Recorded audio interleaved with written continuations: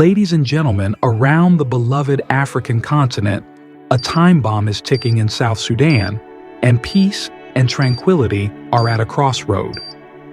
South Sudan's first vice president, Riek Machar, has just been charged with murder, treason, and crimes against humanity, a shocking move that's sending ripples across East Africa.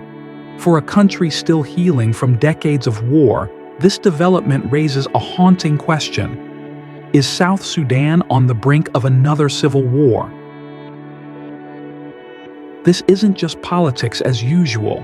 If this crisis spirals, it could reignite one of Africa's deadliest conflicts, destabilize the region, and crush the fragile hopes of millions of South Sudanese who long for peace. We'll break down who Riek Machar really is, why these charges matter, the ethnic and political rivalries that define South Sudan's history, and whether the 2018 peace agreement can survive this storm.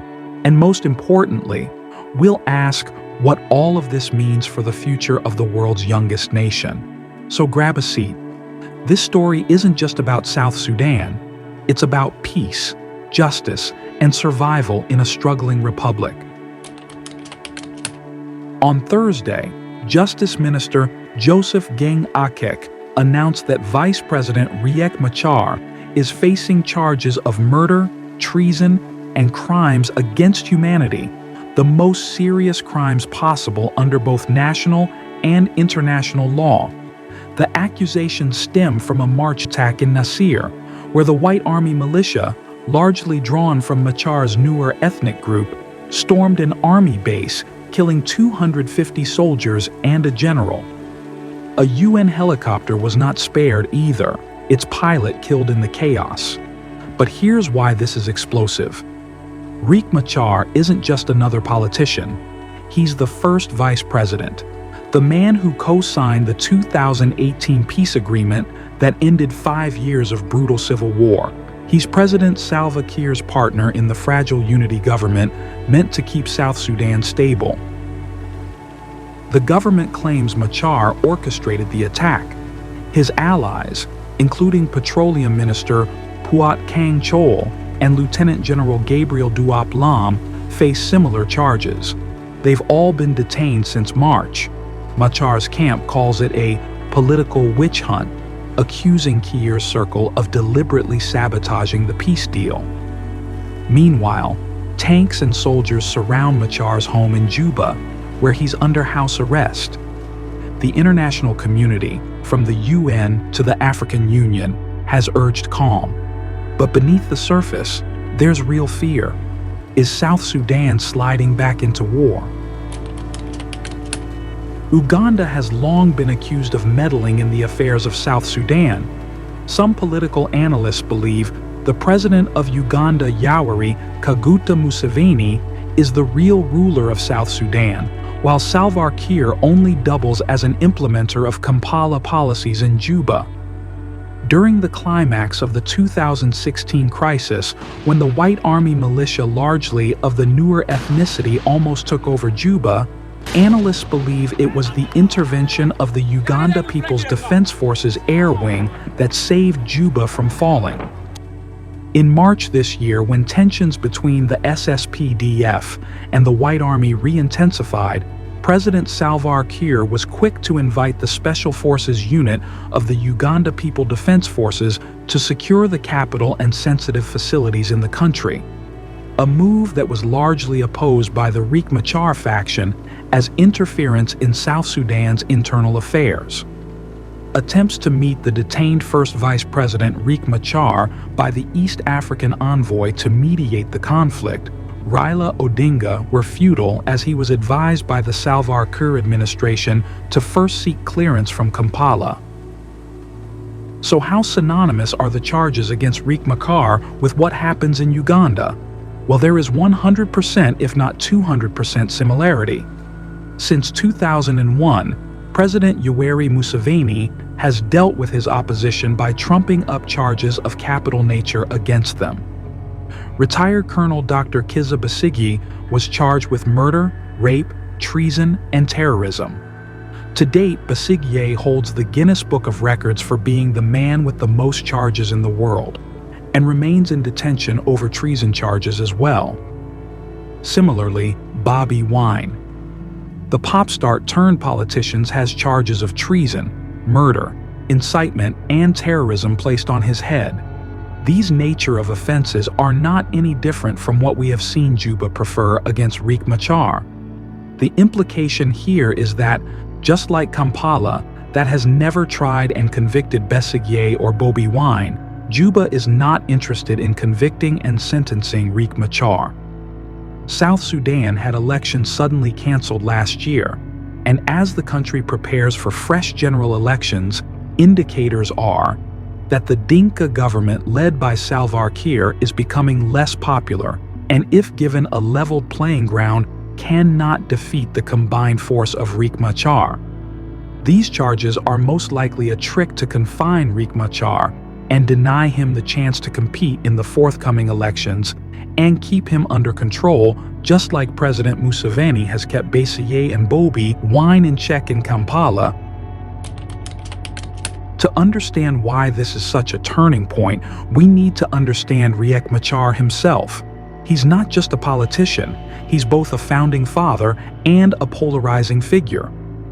A former commander in the SPLM during the liberation war against Sudan, Machar has long been locked in rivalry with President Salva Kiir. And then there's ethnicity. Kiir is Dinka, South Sudan's largest ethnic group. Machar is Nuer, the second largest. This Dinka-Nuer divide has shaped South Sudanese politics for decades. When independence came in 2011, hope flickered. Kiir became president, Machar vice president. For a moment, it seemed they could put old rivalries aside. But in 2013, tensions erupted. Kiir accused Machar of plotting a coup, and the political feud exploded into an ethnic civil war. The toll was staggering. 400,000 killed, about 4% of the population. 4 million displaced internally and abroad. Massacres, child soldiers, sexual violence, destruction of entire communities. Much of Machar's strength came from mobilizing the White Army, traditional Nuer militias marked by the white ash they rub on their bodies. These fighters became his military backbone during the war. In 2018, after years of horror, hope returned with the revitalized peace agreement, RRCSS. It restored Machar to the vice presidency, integrated opposition forces into the army, and promised reconciliation and justice mechanisms. It wasn't perfect, but it reduced violence and brought cautious optimism. Yet, progress was uneven. The army remained divided, local conflicts simmered, and Kiir and Machar continued to command parallel militias. Beneath the peace, the foundations were shaky. By early 2024, cracks were already showing, and then came the Nasir attack. In March 2025, the White Army launched their deadliest assault in years, overrunning a government base in Nasir, killing hundreds and even targeting the UN.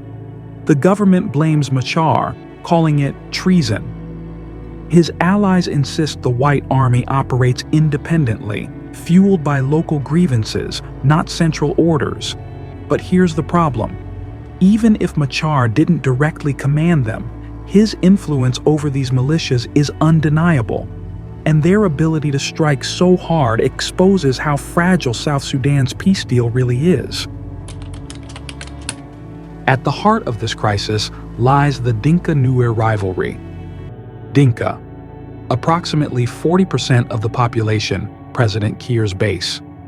Nuer, approximately 20%, Machar's power base.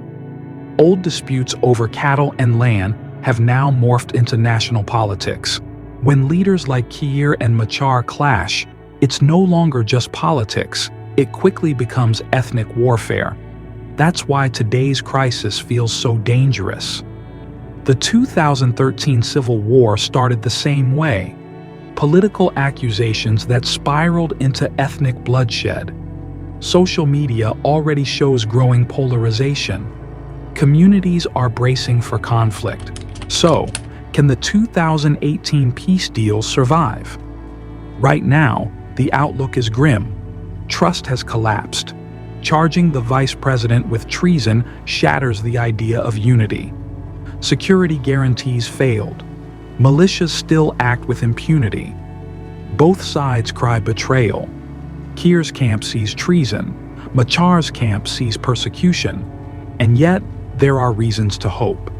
The last civil war was catastrophic, and neither side truly wants a repeat. International actors, UN, AU, IGAD, and neighbors like Uganda and Ethiopia are pushing hard for dialogue. Sudan, once a spoiler, is too consumed by its own war to meddle. The big question, do Kiir and Machar have the will to pull South Sudan back from the brink? This isn't just about South Sudan. If war returns, millions more refugees could flood Uganda, Ethiopia, and Kenya. Oil pipelines through Sudan could be disrupted, threatening regional economies and global markets. China, Russia, and Western powers with stakes in South Sudan's oil could be dragged deeper into the crisis. And for the UN and African Union, South Sudan is a test case. Billions have been spent on peacekeeping and mediation. A collapse now would be seen as a major failure of international state building. Seriously, South Sudan is at a crossroads. The charges against Riek Machar are more than a courtroom drama. They're a test of whether this fragile nation can hold together. If leaders choose escalation, war could return with devastating consequences. But if dialogue and restraint prevail, there's still a chance to salvage peace. The choice is stark, and the world is watching. What do you think? Can the peace deal survive? Should the international community step in more forcefully? Drop your thoughts in the comments. If you found this breakdown useful, don't forget to like, share, and subscribe.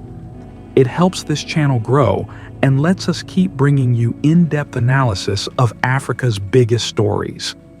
Thanks for watching, and see you in the next video.